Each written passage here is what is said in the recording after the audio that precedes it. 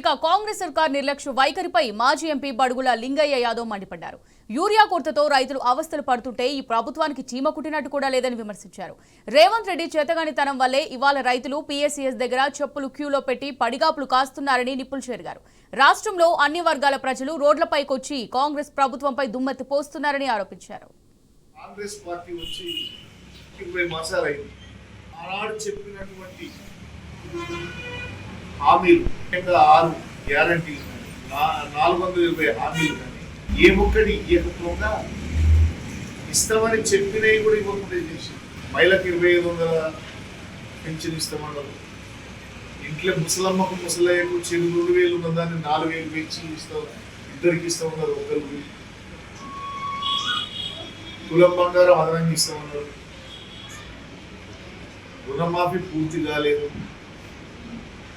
రైతు బంధు 15,000 ఇస్తామన్నారు, 12 చేసి రైతు ఇవ్వలేదు.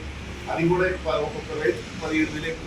రాష్ట్రంలో 70% మంది ఆధారపడి జీవించే రైతులకు ఇలా పైసలు పెట్టి కొనుక్కుంటామంటే యూరియా దొరకని పరిస్థితి. ఇప్పుడైనా కేసీఆర్ ప్రభుత్వం అధికారంలో ఉన్నప్పుడు గత 10 సంవత్సరాలు ఏప్రిల్ మే మాసంలోనే ఈ రాష్ట్రానికి ఇంత యూరియా అవసరం పడుతుంది, కేంద్రం నుంచి ఇంత ఇవ్వాలి, రాష్ట్రం నుంచి మేము ఇది ఏర్పాటు చేసుకుంటాం.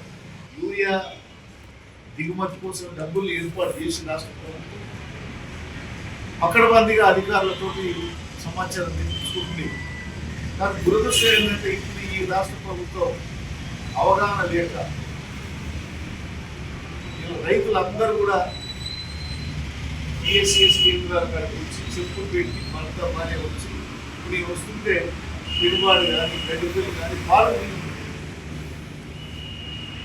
ఎంత దుర్మార్గమైనటువంటి పరిస్థితి. పైసలు ఇచ్చి కొంతవరకు నాయన ఇప్పుడు ఇవాళ యూరియా ఇంకా ఎన్ని లక్షల ఎకరాలు ఈ రాష్ట్రంలో ఉన్నది. యూరియా అందక పంట నష్టం పోతే దీనికి బాధ్యత రాష్ట్రంలో కాంగ్రెస్ ప్రభుత్వమే వహించాలి.